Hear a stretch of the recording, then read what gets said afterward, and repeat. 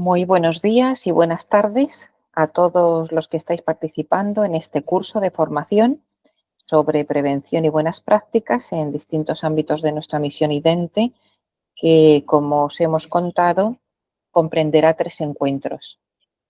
Sean todos muy bienvenidos desde las distintas universidades donde se encuentren, bajo esta experiencia de formación online, como ya comentamos, para que juntos podamos contribuir a esta creación, protección de entornos seguros en nuestro ámbito universitario especialmente. Esta sesión ha sido grabada en diferido para que se pueda escuchar luego en distintos horarios y días.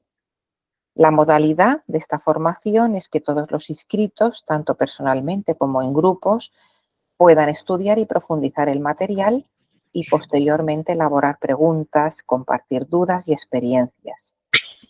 Hoy día tenemos también el privilegio de que la ponente, Carmen Montejo, pueda darnos orientaciones, consejos, incluso respuestas a preguntas que nos habéis hecho y también resaltar aspectos relevantes en relación a este tema, que es la cultura del cuidado y la prevención de los abusos en la Iglesia, pero intentando aterrizarlo en el contexto universitario.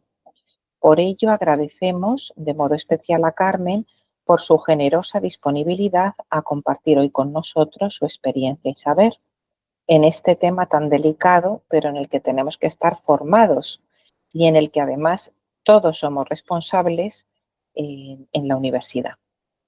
Si surgen algunas preguntas al escuchar la videoconferencia, que seguro que surgirán, pues tendréis la oportunidad también de enviarlas, tanto preguntas como comentarios, a través de un enlace que les haremos llegar.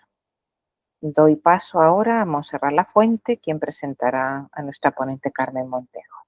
Gracias, Carmen.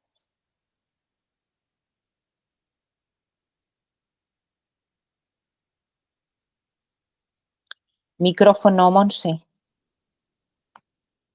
Es un honor presentar a Carmen Montejo, que fundamentalmente es una amiga.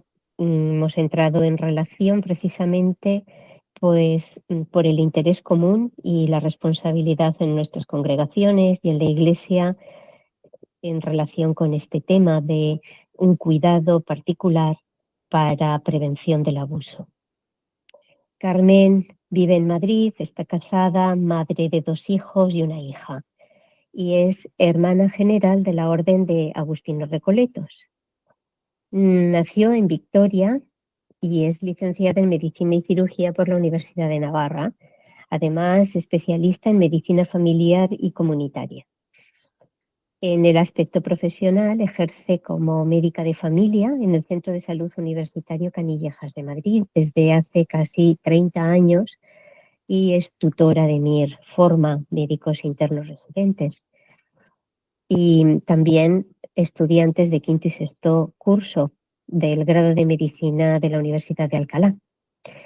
Es miembro de la Comisión de Entornos Seguros de la Orden de Agustinos Recoletos, donde ha adquirido ya una ingente experiencia y también pues, conocimiento y también mucha práctica en formar a formadores y a personas responsables en esta área, en este ámbito de cuidado, tanto a nivel interno de la orden como externo con otras congregaciones y también con la misma, en la misma iglesia.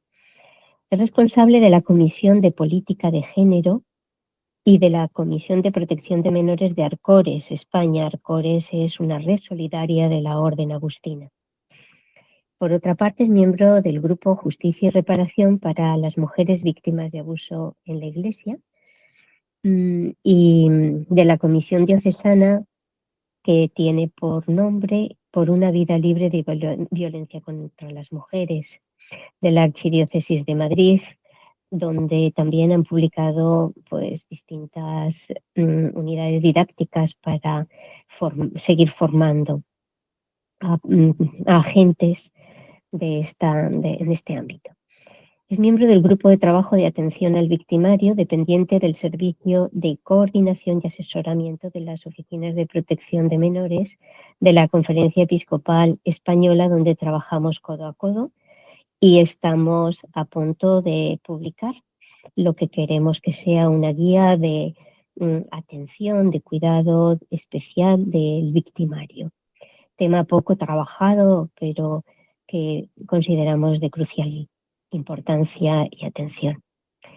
Es discente y docente de cursos y autora de varias publicaciones en relación con la medicina de familia, los abusos en la Iglesia y la violencia de género y sexual. Temas que le apasionan y los vive como misión.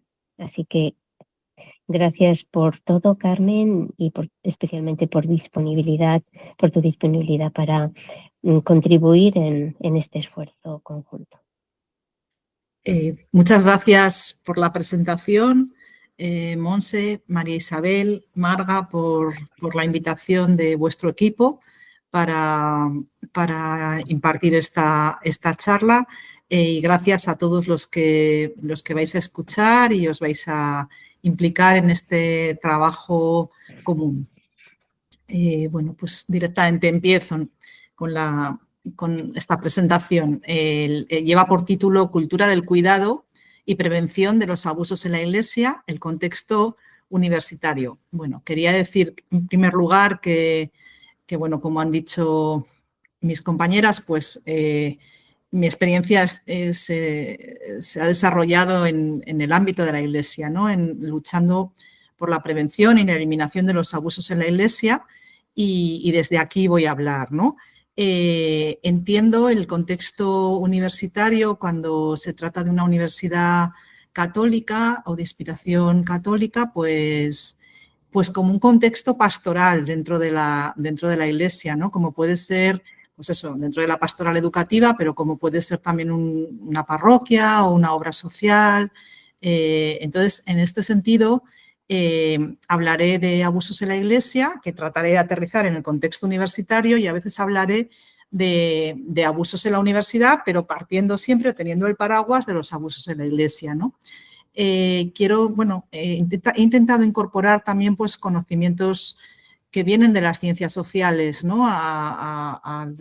Que tratamos de incorporar también en la Iglesia para la lucha contra estos abusos, y bueno, desde ahí también pretendo que si alguno de los que estáis escuchando pues no sois católico, pues también pueda ser de utilidad, ¿no? Todos estos aprendizajes, toda esta síntesis que vamos haciendo y que bueno, pues compartimos también con otras personas que luchan por la eliminación de los abusos en otros ámbitos de la sociedad, ¿no? Como puede ser el contexto sanitario en mi caso, pero también en los contextos deportivos. Bueno, espero que el mensaje, a pesar del lenguaje, ¿no? Que es más eclesial, pues pueda ser más universal y pueda ser recibido por personas con distintas sensibilidades. Vamos a hablar de cultura del cuidado y buen trato en la Iglesia. Vamos a hablar de cultura del abuso desde el punto de vista de la dimensión estructural de los abusos en la Iglesia que generan esa cultura del abuso. Vamos a hablar de vulnerabilidad humana, del concepto de adulto vulnerable, de cómo ha evolucionado. Vamos a tratar de concretar riesgos en el contexto universitario. Vamos a hablar de relaciones asimétricas, de abuso de poder y sexual. También un poquito de abuso de conciencia y espiritual. Hablaremos de prevención de los abusos en la Iglesia, así en sentido amplio. Trataremos de hablar un poquito del derecho a la integridad y la libertad sexual. Y, bueno, finalmente, pues nos centraremos en una propuesta preventiva en la universidad, bajo ese epígrafe de la comunidad salva también en la universidad. Bien, quería partir pues ahora ya del legado, ¿no? del Papa Francisco recién resucitado, ¿no? O recién fallecido. Él escribió una carta muy bonita que es de libre acceso, está en Google, la podéis buscar, que se llama La cultura del cuidado como camino de paz. La escribió el día 1 de enero de 2021 en el contexto de la pospandemia, ¿no? Inmediata, ¿no? De toda esa desolación que habíamos vivido, ¿no? La carta es una invitación a hacernos cargo los unos de los otros y también de la creación para construir una sociedad basada en relaciones de fraternidad. La carta comienza como Dios creador, como origen de la vocación humana al cuidado, va recorriendo los profetas, llega a Jesús de Nazaret como el buen samaritano, Jesús lo presenta como el buen samaritano y finalmente nos hace una invitación a los seguidores de Jesús, a los cristianos, nos dice que se necesitan artesanos de paz dispuestos a generar con ingenio y audacia procesos de sanación y de reencuentro. Bueno, pues ahí estamos, ¿no? Esa es nuestra pretensión, generar con ingenio y audacia procesos de sanación donde ha habido daño y procesos de reencuentro donde ha habido división. Bien, ¿qué es cuidar? ¿No? Pues cuidar significa desvelo, solicitud, atención, buen trato, también significa preocupación, inquietud y sentido de responsabilidad. Lo cierto es que los cuidados atraviesan la vida, sin ellos no hay vida, todos nacemos y morimos necesitados de cuidados. Ello implica pues asumir la vulnerabilidad y la interdependencia de las personas. Cuidar es más que un acto concreto, es una actitud, contiene una dimensión personal, comunitaria, social y ecológica. Y lo opuesto al cuidado es el descuido y la indiferencia. El cuidado es el antídoto y la medicina para el sentimiento de abandono y descuido que experimentan los pobres, los ancianos, los enfermos, los desempleados, los oprimidos y los excluidos, las víctimas, ¿no? Y el buen trato pues se caracteriza por el uso de la empatía para entender y dar sentido a las necesidades de los demás, la comunicación efectiva entre las personas a fin de compartir genuinamente las necesidades, la resolución no violenta de los conflictos inevitables del día a día y un adecuado ejercicio de la jerarquía y del poder en las relaciones. Intentaremos hablar un poquito más de esto, aunque ya, bueno, os digo que todos estos temas que vamos a tratar de abordar es como abrir una ventana y presentároslo, ¿no? Pero digamos que no nos va a dar tiempo, ¿no?, a ahondar todo lo que merece cada uno de ellos. Si quiero hacer una presentación para que luego, pues posteriormente en vuestros grupos de trabajo podáis ahondar y seguir trabajando. Bien, la cultura del buen trato, por tanto, es prevenir situaciones de agresión, pero también es promover relaciones saludables, respetuosas y empáticas entre las personas y también facilitar espacios y tiempos para relacionarse, dispuestos a descubrir las necesidades del otro. Esto parece una tontería, pero esto es muy difícil en el día a día tan apresurado que tenemos, hay que agendarlo, hay que darle prioridad. La cultura del buen trato implica fomentar la comunicación, el conocimiento mutuo, el amor y el respeto a la autonomía del otro. Esto es fundamental. Sentirse bien tratado es sentirse comprendido y respetado, tenido en cuenta, escuchado y querido. Todos sabemos, ¿no?, cuando nos sentimos bien tratados y cuando no, ¿no? Es valorar por encima de todo el elemento humano en nuestras instituciones. Bien, yo creo que esto que os voy a comentar ahora creo que ayuda a ubicarnos un poco en este tema de la crisis de los abusos en nuestra Iglesia católica. Voy a pasarlo un poco rápido, pero yo creo que sí que nos sitúa, ¿no? Son las etapas históricas de los abusos en la Iglesia, del problema individual al problema sistémico o estructural. Bueno, pues la primera etapa comienza en torno a 1985 y se pone en evidencia con la película Spotlight, que la película narra la publicación del Boston Globe de una serie de abusos que habían ocurrido en la diócesis de Boston, ¿no? Ahí se presentan los abusos sexuales a menores cometidos por clérigos y se pone el acento en la psicopatología del agresor. Se trata como un problema individual, ¿no? Y la solución era pues el ocultamiento y el traslado del agresor a otra diócesis. Aparecen los abusos, en un segundo momento, aparecen los abusos sexuales perpetrados por clérigos de alto rango, obispos, cardenales, fundadores, superiores y superioras. Pues tenemos ahí el famoso caso de Marcial Maciel, bueno, tantos, ¿no? Se destapan en un tercer momento los abusos generados en las casas formativas a los formandos y formandas y seminaristas. En un cuarto momento, y ya estamos en el año 2019, comienza a hablarse de los abusos contra las religiosas como la población más afectada dentro de la Iglesia, más vulnerable y con menos derechos reconocidos. Esto fue a partir de una publicación de Lucetta Scalafia y su equipo en Donna Cesamundo, el suplemento femenino del Observatorio Romano, que bueno, pues pusieron de relieve los casos de las religiosas abusadas en África. Y el quinto momento, que probablemente es el momento en que estamos ahora, es en el que, un poquito anterior, en el que el Papa Francisco y entre otros comienzan a hablar del sistema de silencio y encubrimiento que pone en evidencia el componente sistémico estructural que ha favorecido los abusos en la Iglesia. Algunos lo han llamado eclesiopatía o narcisismo eclesial, como por ejemplo Daniel Portillo, ¿no? Presidente del CEPROME. Bien, entonces, bueno, pues los abusos sexuales son únicamente la punta del iceberg de una cultura del abuso en la Iglesia que sostiene y alimenta cada uno de los casos individuales de abuso sexual, de poder y de conciencia. El abuso es pues una estructura en la que estamos, es parte de una estructura en la que estamos todos. Hemos de asumir éticamente la responsabilidad que tenemos como Iglesia y que tenemos cada uno como bautizados y bautizadas, ¿no?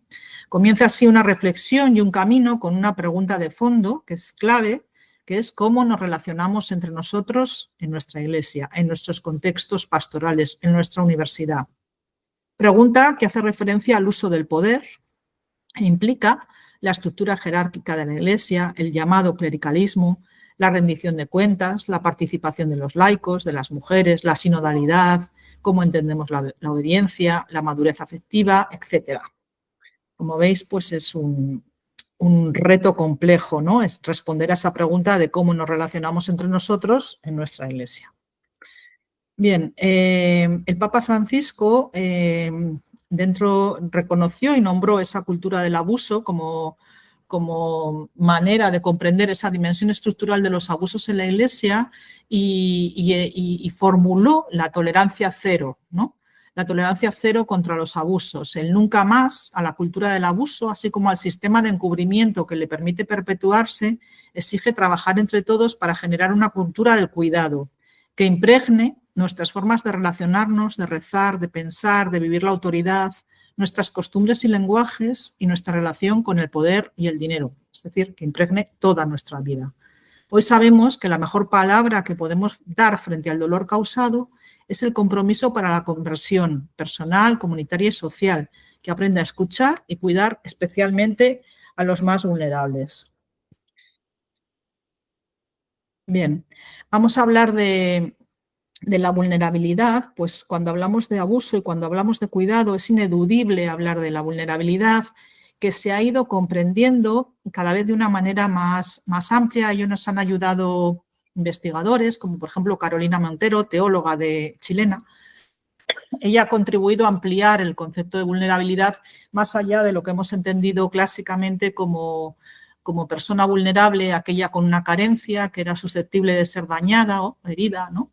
O un grupo social que por sus condiciones también de carencia generalmente, pues podían ser dañados, ¿no? Ella habla y amplía el concepto de que la vulnerabilidad humana es la apertura del ser humano, de todos nosotros, al mundo y a los vínculos que establece con quienes le rodean. Es la capacidad potencial de cada mujer y de cada hombre de ser afectados por otro. Implica poder ser herido, claro, pero es a la vez condición de posibilidad de relación profunda con el otro. Pero claro, también somos capaces de vulnerar, ¿no? Todos nos movemos en nuestras relaciones entre el amor y la violencia, en ese continuo, ¿no? de grises, ¿no? La vulnerabilidad ajena, también la propia, puede generar sentimientos tan contradictorios como el desprecio, la compasión, el cuidado o la violencia. Desde aquí, pues, planteamos respeto a la vulnerabilidad humana en general y protección a los grupos y personas en situación de especial vulnerabilidad en nuestras comunidades. Quizá la conclusión más importante es que vulnerables somos todos, constitutivamente vulnerables, aunque en distintos momentos de nuestra vida la vulnerabilidad sobrevenida nos puede afectar de una manera o de otra. Bien, hubo un punto de inflexión en la crisis de los abusos en la Iglesia que fue, recordaréis, el viaje del Papa a Chile en 2018, cuando bueno, pues él se dio cuenta de que no le habían informado suficientemente bien y pidió la dimisión de todos los obispos chilenos y posteriormente convocó una cumbre en Roma sobre el tema de los abusos y convocó a todos los obispos del mundo. Después de esa cumbre, que fue pues, un acontecimiento histórico, ¿no?, de escuchar a muchas víctimas, muchos testimonios, de escuchar a periodistas. Bueno, pues surgió de la cumbre este motu propio del Papa Francisco, Vos Estis Lux Mundi, en 2019, en mayo, creo que fue, y bueno, en el que básicamente habla de la obligatoriedad de denuncia, ¿no?, de transparencia, ¿no? La cumbre habló mucho de transparencia, habló de rendición de cuentas, de responsabilización. Entonces, en el motu propio, él menciona la obligatoriedad de denuncia, no es solo un deber moral, es una obligación legal canónica, ¿no?, además de la obligación civil en muchos países, ¿no?, pero también es una obligación dentro de la Iglesia. Además, hay que denunciar no solo los abusos, sino también al que encubre, ¿no?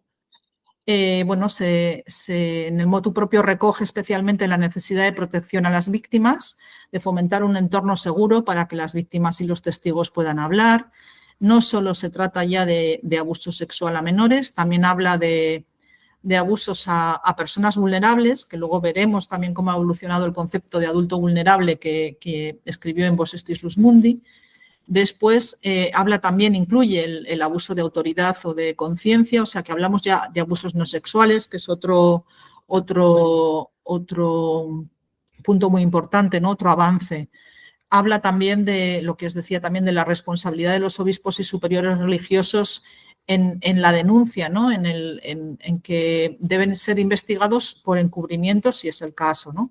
Habla de la necesidad de procedimientos de investigación y habla de que todas las diócesis del mundo tienen que tener un sistema accesible y público para recibir denuncias antes de junio de 2020.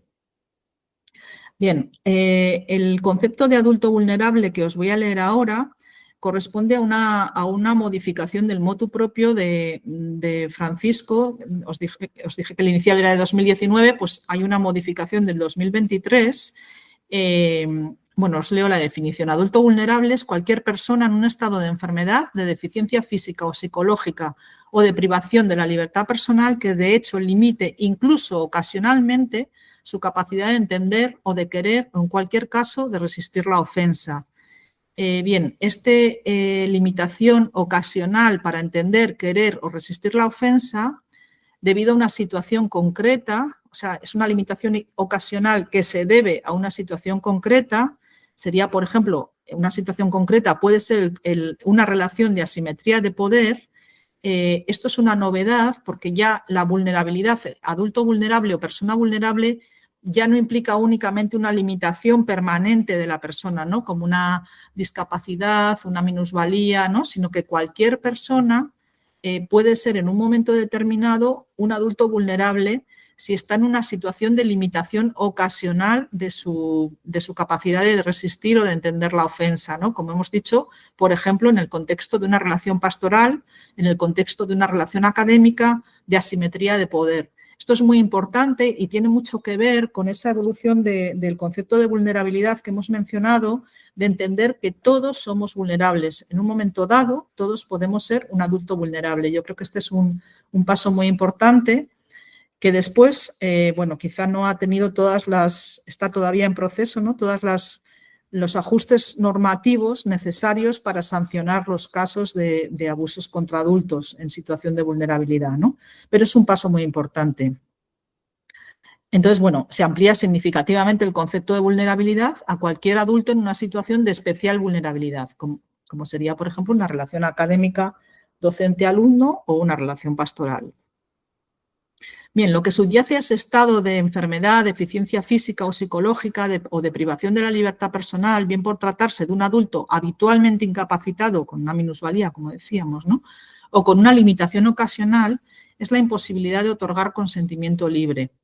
El menor no puede consentir actos de naturaleza sexual en la legislación canónica por debajo de los 18 años.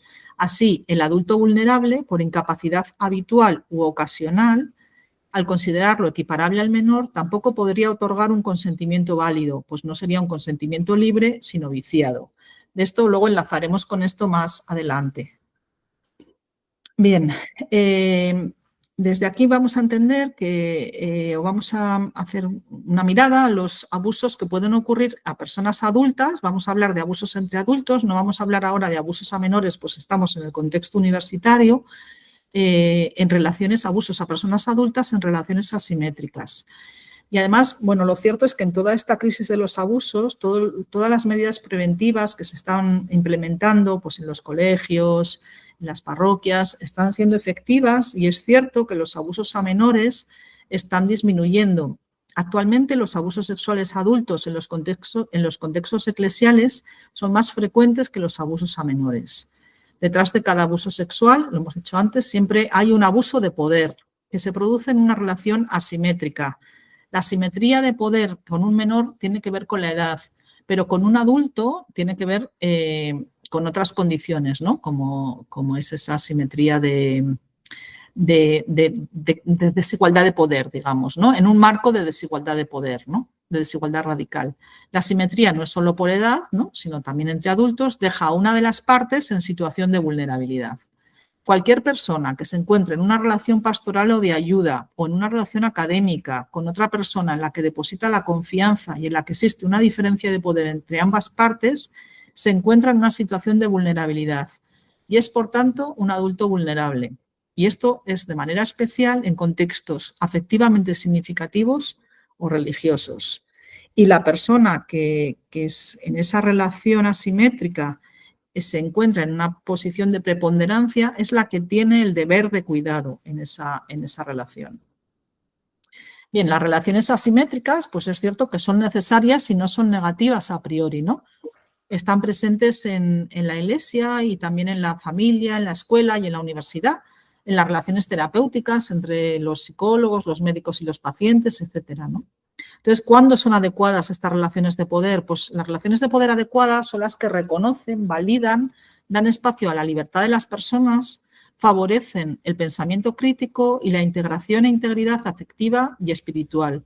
En las relaciones asimétricas sanas, quien se encuentra en la situación de superioridad acepta la responsabilidad de cuidar y de proteger a la otra persona, lo que os decía antes, ¿no? Sin embargo, es cierto que existen relaciones asimétricas que no son sanas, en las que la autoridad se ejerce de forma que no se respeta la dignidad del otro. La persona de mayor poder se sirve de esa condición para obtener un beneficio personal y lo hace aprovechándose de las personas en situación de vulnerabilidad. Son, por tanto, relaciones de abuso. En la Iglesia, la asimetría se ve favorecida y acentuada por la estructura jerárquica y por el clericalismo. En la universidad también existe una estructura jerárquica. Se sacraliza además la figura del sacerdote, a la que muchas veces se acude como persona de Dios y por tanto lo que nos dice o aconseja es como de Dios, lo que confiere una simetría incluso mayor a la relación. Bueno, en el ámbito universitario existe una estructura jerárquica y es cierto que no hay sacerdotes, pero sí hay profesores que también a veces pueden tener una aura de superioridad, ¿no? No de sacralidad, pero bueno, casi, ¿no? A veces.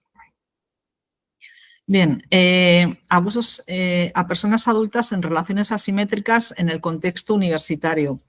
Cuando tratamos de implementar un sistema de prevención en nuestros contextos pastorales, en este caso en la universidad, tenemos que analizar los riesgos, hacer un mapa de riesgos de nuestro contexto, ¿no? En nuestro ámbito, de las actividades que hacemos, de las relaciones que se dan.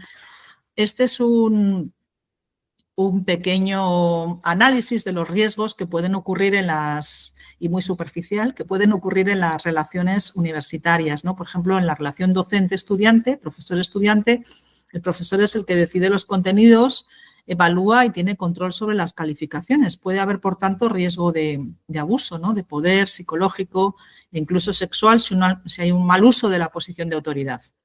Entre un director de tesis y un doctorando, el director puede definir el rumbo del trabajo, validarlo o incluso bloquearlo, ¿no? También puede haber un riesgo de dependencia intelectual o psicológica. Entre la autoridad universitaria, los docentes y el personal administrativo, pues las decisiones de las autoridades afectan directamente al trabajo o estabilidad de los subordinados. También puede haber un riesgo de abuso de poder, de conciencia, de abuso laboral, de abuso económico, de abuso sexual.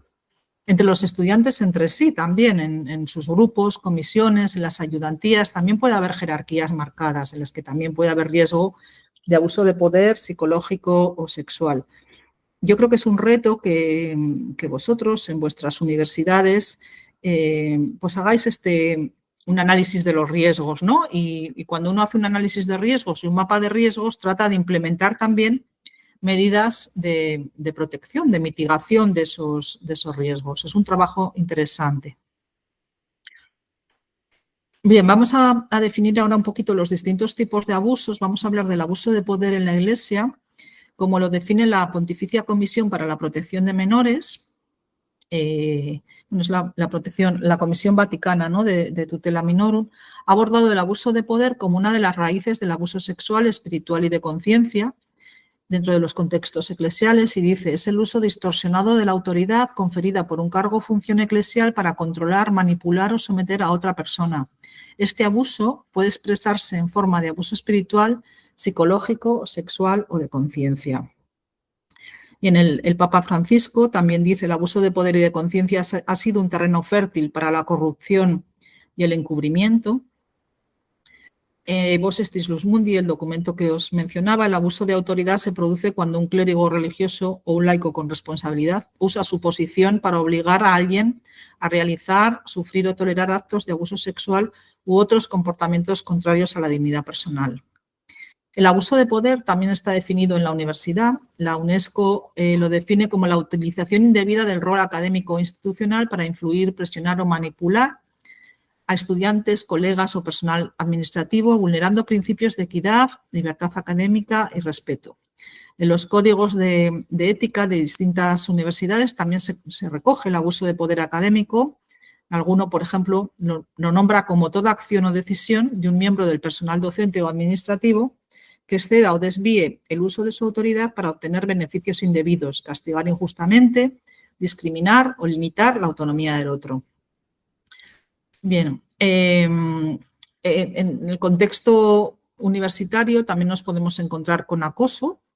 El acoso es el comportamiento verbal o físico con el propósito de atentar contra la dignidad de una persona en particular cuando se crea un entorno de indefensión, intimidatorio, degradante u ofensivo. El acoso puede ser desde una posición jerarquizada de poder hacia abajo, o sea, descendente, pero también puede ser horizontal y ascendente. Hay distintas formas: laboral, sexual, por razón de sexo, psicológico, moral, ciberacoso, racial, étnico, religioso, por diversidad funcional o sexual. Ahí aparece el contexto de interseccionalidad, ¿no?, que una persona puede ser vulnerable por distintos motivos, ¿no?, por razón de sexo, de raza, ¿no?, que puede aunar varias vulnerabilidades.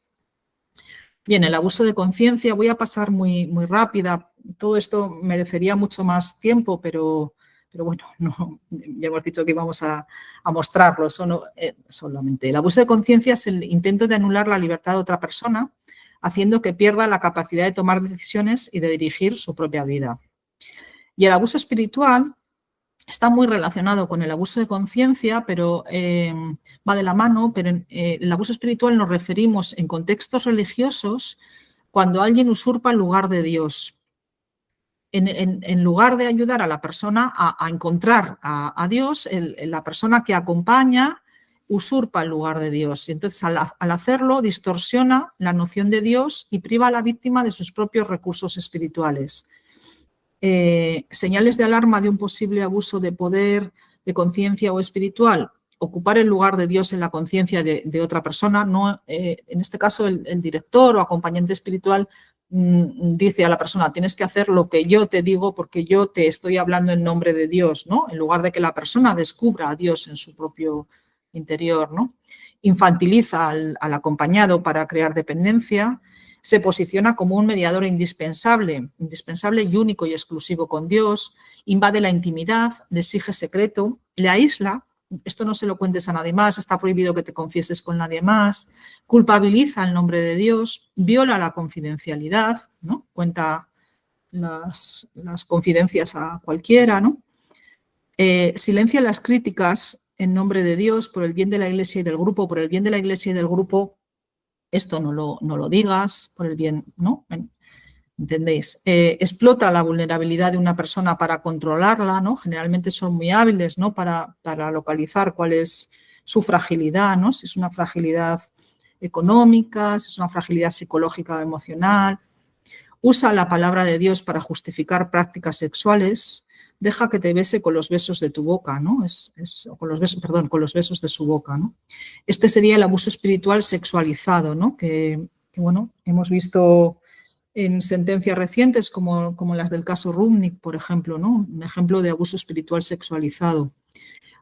También ignora el sufrimiento físico, psicológico, ¿no? A veces la víctima dirá, me dijeron que esa era mi cruz, ¿no? Bien, ¿y qué es la violencia sexual? Vamos a hablar de violencia sexual más que de abuso sexual porque es más correcto, porque implica abuso, agresión, el término violencia es más amplio, ¿no? Pero bueno, muchas veces se me irá y diré abuso sexual porque tiene nos resuena más, ¿no? En el contexto eclesial. Entonces, la Organización Mundial de la Salud define la violencia sexual como todo acto sexual o intento de acto sexual mediante coacción por otra persona, también los comentarios o insinuaciones sexuales no deseados y las acciones para utilizar la sexualidad de una persona independientemente de la relación que tengan entre sí las dos personas y en cualquier ámbito, incluidos el hogar, el lugar de trabajo o estudios. Tipos de violencia sexual, pues puede ser verbal, puede ser no verbal, puede ser física. El agresor puede ser un conocido, también un desconocido o incluso la pareja o expareja de la víctima. La víctima puede ser un menor, puede ser un hombre.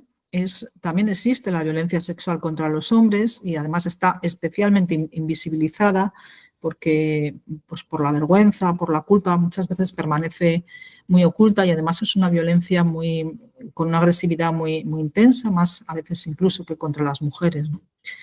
Ocurre contra las mujeres, ¿no? Puede ocurrir contra las mujeres en todas las partes del mundo y también en personas con discapacidad, ¿no? Los abusos a menores merecen los abusos sexuales o la violencia sexual contra menores con discapacidad, me refería, contra personas con discapacidad merecen un capítulo aparte, puesto que tienen los canales de comunicación a veces dificultados y son menos creíbles a la hora de denunciar y además más personas intervienen en su cuidado, con lo cual son especialmente frecuentes, ¿no? Las cifras son tremendas, ¿no? Hay que atender especialmente a las personas con discapacidad y protegerlas.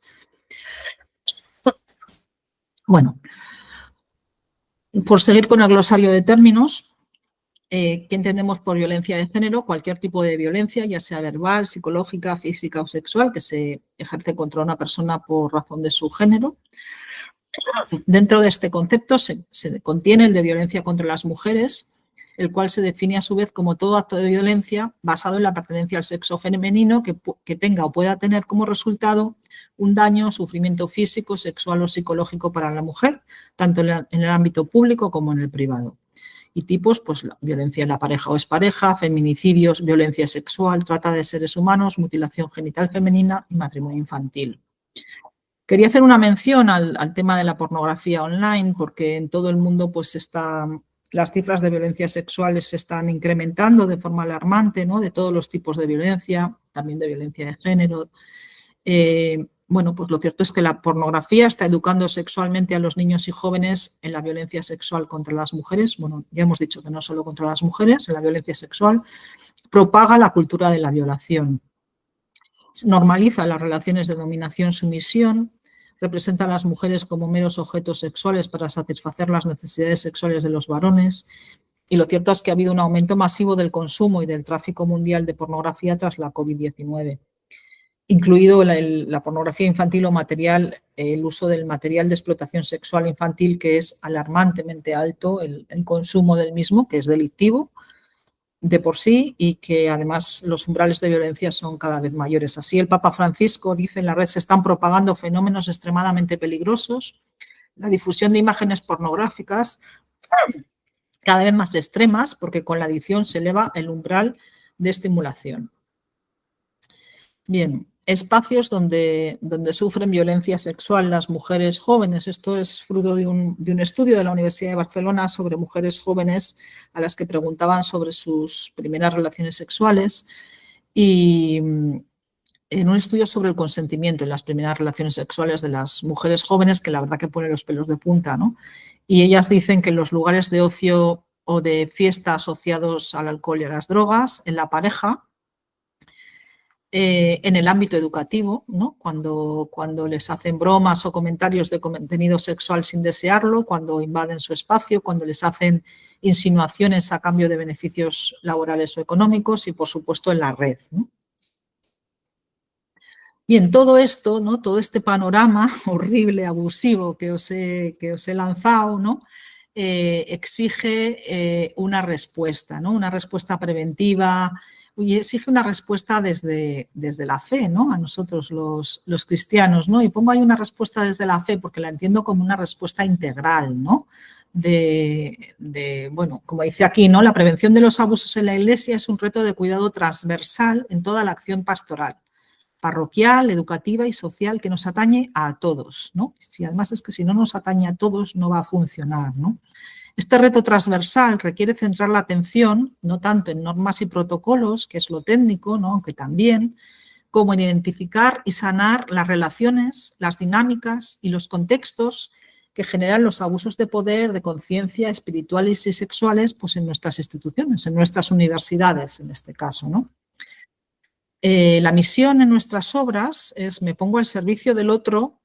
Esta debe ser inspirada por esta máxima, ¿no? Me pongo al servicio del otro para hacerlo crecer.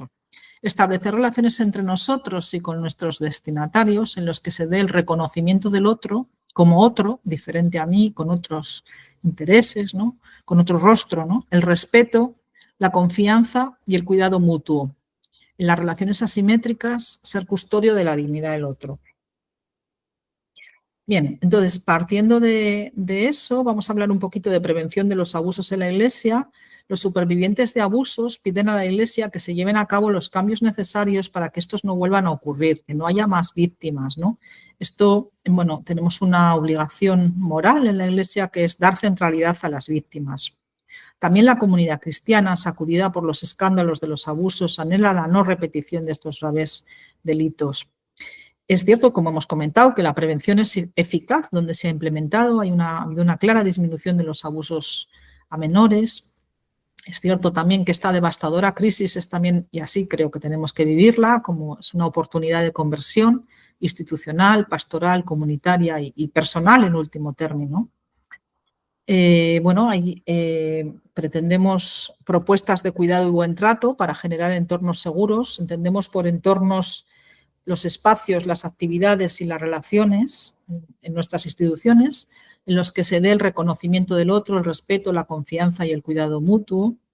Y bueno, como hemos dicho, pues esto exige normas y protocolos y identificar y sanar las relaciones, ¿no? Yo insisto con esto hasta el infinito porque me parece que es la clave, ¿no? Bien, tengo unas propuestas para la transformación institucional frente a las eclesiopatías. Eclesiopatías, ¿os acordáis? Que hemos dicho que es una concepción de la Iglesia en la que se dan las condiciones y dinámicas que favorecen el abuso, ¿no? Esa falla estructural que dirá Daniel Portillo. Y la primera, pues, es erradicar el clericalismo, ¿no? Que decía el Papa Francisco, que era el cáncer de nuestra Iglesia, ¿no? Que es esa escisión, tenemos que superar esa escisión entre los sacerdotes y la comunidad, esa superioridad, ¿no? del sacerdote y esa infantilización del laicado es el caldo de cultivo en las relaciones abusivas. Creo que esto también tendría una traducción en el ámbito universitario, ¿no? En las relaciones entre los docentes y los alumnos, ¿no?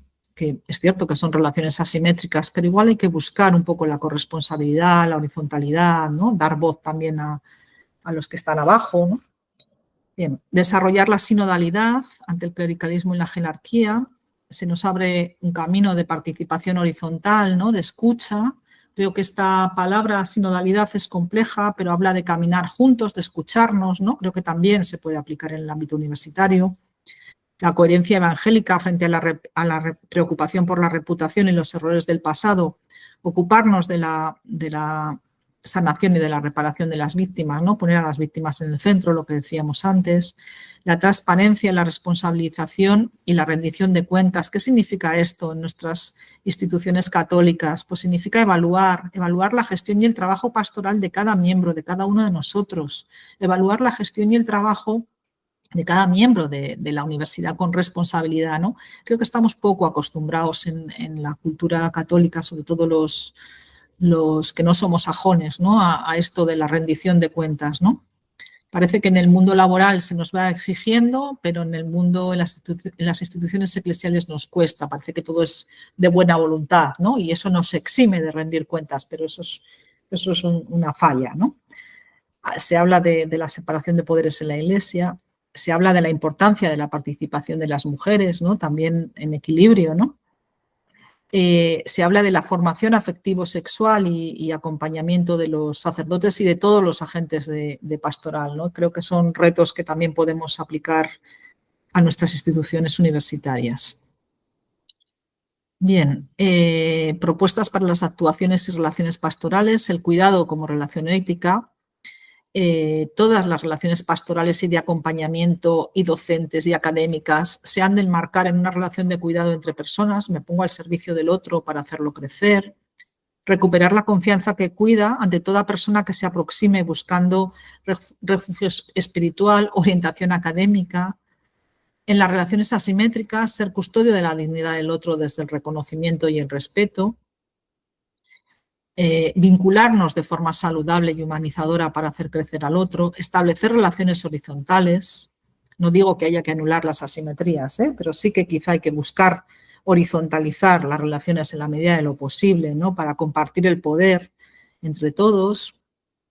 La importancia también de la dimensión horizontal de la afectividad para prevenir los abusos, ¿no? Esto, bueno, es largo de explicar, ¿no? Pero es muy importante, ¿no? Que todos podamos desarrollar esa intimidad, esa sana intimidad, ¿no? Esas relaciones de amistad, ¿no? Que genere personas afectivamente maduras, ¿no? Y que luego no busquen derivas abusivas, ¿no? Construir relaciones afectivas seguras y una comunicación tejida de mucha escucha que acepta es enormemente preventivo, porque esto va a facilitar que la víctima pueda romper el silencio. Dicen que solo una relación afectiva significativa con la que una persona pueda hablar ya es suficiente, ¿no? Para que esa persona pueda romper el silencio. Bien, otro reto, ¿no? Es la implementación de códigos deontológicos. Esto se está comenzando a hablar. Esto es de una carta de los obispos alemanes, pero cada vez se está extendiendo más esta idea. Mirad, en una relación pastoral ejercida profesionalmente con una misión episcopal, los contactos sexuales nunca pueden calificarse de consentidos y nunca pueden tolerarse. Pues la relación pastoral, análoga a otras relaciones profesionales, como las pedagógicas, o sea, las universitarias, las médicas o las terapéuticas, implica un desequilibrio de poder y, por tanto, una dependencia en la que se otorga a los pastores autoridad, habilidades y competencias que se supone deben ayudar a la persona que busca atención pastoral. Quizá tengamos que plantearnos también implementar códigos deontológicos en nuestras universidades, ¿no? Sobre cómo han de ser las relaciones, por ejemplo, entre profesor-alumno. Bien, otro enfoque de la prevención desde la perspectiva de la salud pública, hablamos de prevención primaria, que en la prevención primaria consiste en la sensibilización, la concienciación y la formación e investigación para la identificación del acoso, del abuso. Desde aquí sería interesante elaborar códigos de conducta, códigos de buenas prácticas en nuestras universidades de prevención del acoso. Ya hay elaborados, ¿no? Algunas universidades los tienen. La prevención secundaria habla de actuar sobre los contextos, las circunstancias y sobre todo los factores de riesgo que facilitan las conductas de acoso o de abuso y sobre las personas implicadas en esos ambientes. Entonces ahí se plantean estudios de clima laboral, cuestionarios de vigilancia y sobre todo canales de comunicación para que alguien pueda comunicar un posible abuso, ¿no? Para que alguien pueda notificar. Esto es fundamental. Tenemos que tener canales de comunicación en nuestras instituciones, en nuestras universidades para detectar los posibles casos. Canales de comunicación que luego no impliquen represalias, por ejemplo, ¿no? Y la prevención terciaria hace referencia ya a la valoración y respuesta de los casos de acoso denunciados a través de una denuncia o una queja, ¿no? Podemos tener o debemos tener, ¿no? Oficinas de prevención y respuesta ante el abuso y procedimientos, ¿no? De actuación y respuesta. Bien, ¿cuáles serían los criterios generales para estos procedimientos de actuación y respuesta ante los casos de abuso? Pues cualquier miembro de la comunidad universitaria tiene la obligación de poner en conocimiento los posibles casos de abuso. La persona afectada podrá interponer queja o denuncia y recibirá respuesta. Derecho a la intimidad e igualdad de trato. Celeridad en la investigación, resolución y medidas cautelares si procede. Y esto sin perjuicio de que la persona víctima pueda utilizar otras vías administrativas o judiciales, ¿no? Pero mirad, cualquier miembro de la comunidad universitaria tiene la obligación de poner en conocimiento, ¿no? Bueno, deben reunir unas garantías de objetividad, de respeto y protección de la dignidad, de confidencialidad, celeridad, imparcialidad y no represalias. Debe haber un procedimiento informal, primero de acuerdo y si no, un procedimiento disciplinario formal. Y bueno, pues se debe asegurar la protección y el apoyo a la víctima y el seguimiento de los casos. Bien, vamos a hablar un poco del derecho a la integridad y a la autonomía sexual. Yo creo que esto es un signo de los tiempos, ¿no? Que podemos, toda la lucha contra la violencia sexual en nuestro mundo, en la universidad, en el contexto civil, me estoy refiriendo, ¿no? En las legislaciones, creo que es un signo de los tiempos, ¿no? Y que lo debemos interpretar así como Iglesia, ¿no? La violencia sexual, al ignorar la voluntad de la víctima e instrumentalizarla, es además de una explotación de la vulnerabilidad, como mencionábamos antes, es una violación de la integridad sexual y del derecho a la autonomía y la autodeterminación sexual. La integridad y libertad sexual están estrechamente relacionadas con la dignidad humana. Así, el abuso sexual, la violencia sexual, viola el principio de la dignidad humana, el respeto a la otra persona como un fin en sí misma. El consentimiento es la referencia central para distinguir qué es una relación afectivo-sexual libre y qué es una relación coercitiva, tornándose fundamental para garantizar el derecho a la indemnidad y libertad sexual. El consentimiento sexual se vuelve fundamental para saber si una relación ha sido consentida o no, cómo delimitar, ¿no? Y probar que un acto sexual es consentido. Es un terreno complicado, ¿no? Para determinar si se ha otorgado consentimiento hay que analizar el contexto en el que ha tenido lugar el acto de contenido sexual y cómo éste se ha desarrollado. Los estados de inconsciencia, el alcohol y las drogas hacen que alguien sea incapaz de dar su consentimiento. Además, el miedo, la intimidación y, ojo, las relaciones de poder son también situaciones que pueden inhibir la capacidad de la víctima de decir no o de resistirse, por lo que no podría darse un consentimiento válido en esos contextos. Os está resonando, ¿no?, lo que hablábamos de vulnerabilidad, de relaciones asimétricas. De modo que el consentimiento expreso pasa por la necesidad de entender que el no es no, a veces no es suficiente. Y es preciso dar un paso más allá hasta solo el sí significa sí, siguiendo el principio de que cualquier cosa menos sí es no. Bueno, en contextos eclesiales o en contextos académicos, pensando también el poder institucional, la jerarquía y el poder interactivo, la sacralidad del sacerdote o un poco el halo también de sabiduría del profesor, ¿no?, que viene determinado por el contexto que proporciona más poder a una persona que a otra, pueden limitar la libertad de la persona en posición de inferioridad de rechazar o decir no en las relaciones pastorales asimétricas. Por tanto, esta no podría otorgar un consentimiento sexual libre, ¿no?, esta persona. En estas situaciones, un contexto coercitivo empuja a que la víctima no tenga más remedio que decir sí. Entonces, consentir puede ser más bien ceder, como salida impuesta ante el poder fáctico del otro, ceder antes que consentir. Y ceder, dejarse hacer, comparte la naturaleza del trauma, porque la persona ha sido objeto de un forzamiento. Incluso la repetición del trauma no significa tampoco consentimiento, sino más bien pesadilla. Lo propio del abusador no es solo gozar del cuerpo del otro sin su consentimiento, sino también violar su mente, haciéndole creer que en el fondo consiente ante lo que le destruye.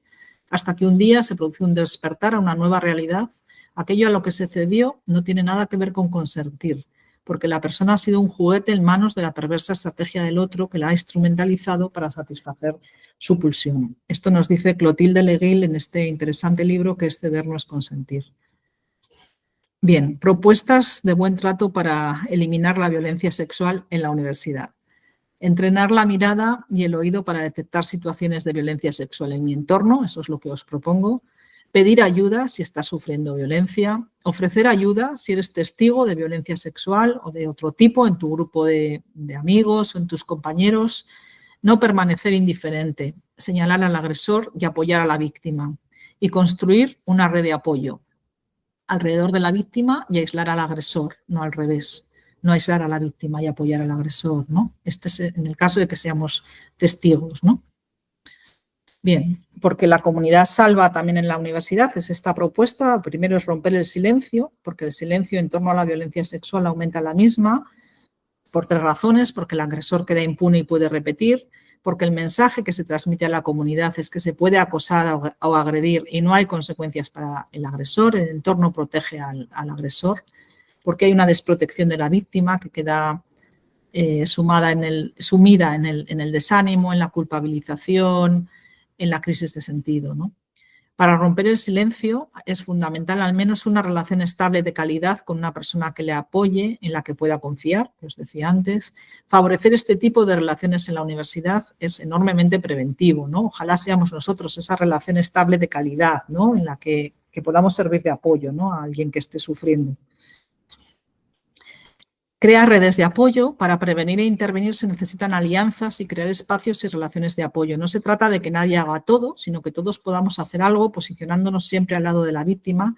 Ningún miembro de la comunidad universitaria puede comportarse como un espectador ante un posible maltrato, sino que es un aliado en la prevención y eliminación de la violencia sexual, contribuyendo a crear espacios de apoyo, asistencia y solidaridad.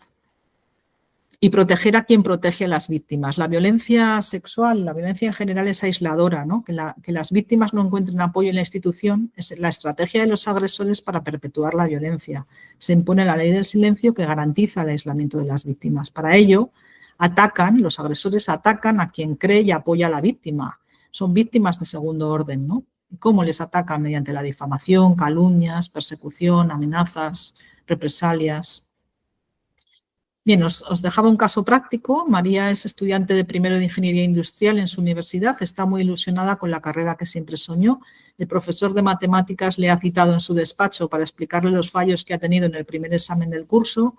Ha intercalado varios comentarios sobre su atractivo físico que le han hecho sentir muy incómoda. Incluso ha llegado a decirle que él le ofrece clases particulares a domicilio.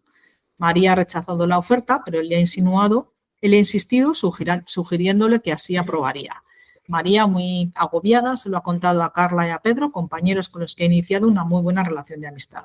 Carla y Pedro se plantean notificar lo que está ocurriendo a María, aunque les da miedo que el profesor se entere y les penalice en su nota en matemáticas. Bien, bueno, estas preguntas podéis lanzar a vuestros alumnos, ¿no? ¿Qué está haciendo el profesor? ¿Qué le está ocurriendo a María? ¿Crees que esto es frecuente? ¿Qué pasos ha dado María para solucionar el problema? ¿Qué te parece lo que se plantean Carla y Pedro? ¿Se decidirán a contarlo? ¿Qué pueden hacer? ¿Y cómo proteger a María y a Carla y a Pedro? Ahí os lo dejo. Y bien, ya acabamos diciendo que el apoyo de la comunidad es la clave. Las interacciones entre iguales pueden ser un factor clave a la hora de identificar las situaciones de violencia y, por lo tanto, prevenirlas. Crear redes de apoyo a las víctimas. Las redes informales de amistad se convierten en muchos casos en los sistemas más efectivos de apoyo, y esto es así. Y esto es así en la violencia sexual en la universidad y es así en la violencia de género también en general. En la prevención y en los esfuerzos de intervención es necesario que los compañeros, las compañeras y toda la comunidad universitaria se conviertan en personas aliadas. Y bueno, hemos acabado. Muchas gracias por la escucha, que ha sido un poco largo. Pues muchas gracias, Carmen, porque realmente nos has dado muchos puntos de reflexión sobre esta cultura del cuidado, la prevención, ¿no?, de los abusos, bueno, en general en la Iglesia, pero bueno, hemos visto en el contexto universitario y bueno, que se puede aplicar a otros contextos, ¿no? Entonces yo creo que nos va a servir mucho como punto de eso, de estudio, de reflexión para la realidad de cada universidad y sobre todo con este sentido que nos has querido transmitir de que todos somos responsables, de que todos estamos involucrados en esta labor y que por tanto nos tenemos que cuidar unos de otros, y esta es la gran prevención, ¿no? Pues muchas gracias, esperamos que nos lleguen también comentarios, preguntas de otros bueno, de todos los que van a ir participando en este curso y ya te esperamos para alguna otra ocasión. Muchas Bien, gracias muchas realmente por gracias. tu generosidad. Muchas gracias, María Isabel. Y muchas gracias a todos los que escuchan, ¿no? Que por su implicación y que ya escuchar estas charlas pues ya implica un trabajo, ¿no? Y un compromiso. Exactamente. Pues hasta pronto entonces. Hasta pronto.